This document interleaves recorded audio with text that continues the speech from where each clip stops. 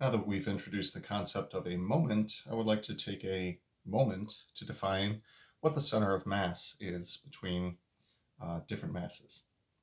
So the center of mass is the point or position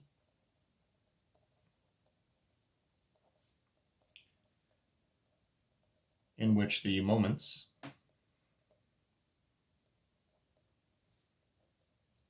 from this point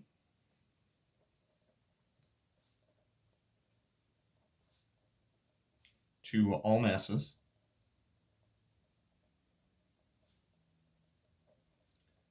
will be 0. That is to say, the sum of all of the moments from this point to all of the other masses is going to be 0. Or we could also say algebraically, it's where all of the moments would cancel one another out. So the approach that we're going to take is, suppose that we're dealing with simply two masses at two different positions. Doesn't matter what their magnitudes are, we're simply going to define them to be on the same line, and as long as we're dealing with exactly 2 points, we can always uniquely find a line in between them.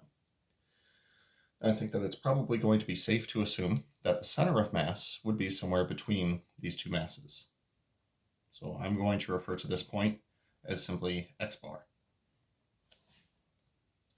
Now, this will be x bar if the moment created by connecting to mass number 2 and the moment created by connecting to mass number 1 are numerically equal to one another. So what we're going to do is we're going to say that the moment on the left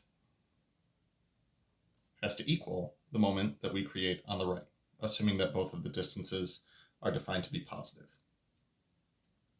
So the horizontal distance, or the distance along the line between these two, is going to be equal to x bar minus x1. And the mass created over there is going to be m1.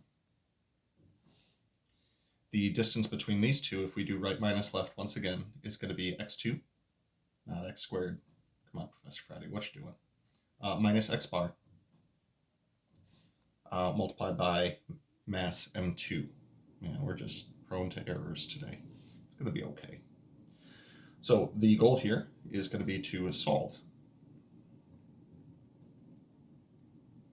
for the center of mass. We'll see if we can develop a little formula for this and see how it generalizes to more than two masses. So we'll call this m1 times x bar minus m1 times x1. It's going to be equal to m2 times x2 minus m2 times x bar. Technically, in terms of x bar, this thing is linear. So what I'm going to do is add this term and add this term to both sides. My new left-hand side is going to be m1 times x bar plus m2 times x bar. On the right-hand side, I'll now have this term, m1 times x1 plus m2 times x2. Now what that means is relative to some other position, these would both be considered moments as well. m1 times x1 is the mass times its position, and m2 times x2 is a mass times its position. Factoring out the x bar from the left-hand side, factoring out, come on, get your head in the game, will give us m1 plus m2. That's going to be same right-hand side as before. Division by m1 plus m2 will take us to our final result.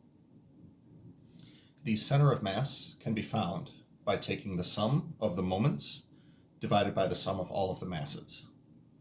This is the sum of the moments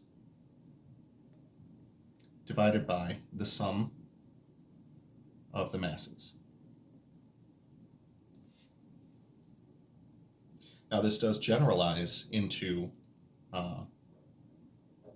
having more than just two. Rather than going through the algebra on that, I'll just say this will be the sum from I equals 1 to n of m1, or mi times xi, divided by the sum from I equals 1 to n of the masses. We will refer to this henceforth as our center of mass formula.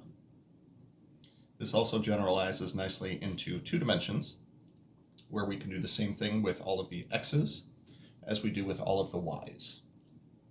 In fact, let's go ahead and make that official. I will say in 2 dimensions,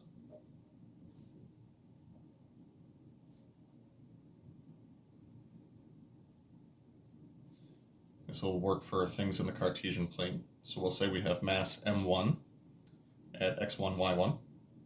We'll have mass 2 located at x2, y2. And we'll continue to do so all the way until we get to a total of n masses located at xn, yn. Your center of mass, x bar, y bar, is going to be equal to, big formula, the sum from I equals 1 to n of the moments, m sub I, x sub I, divided by the sum of all of the masses. And then for the y coordinate, we will do the same. This will be the sum from I equals 1 to n of m sub I times y sub I, divided by the sum of all of the masses.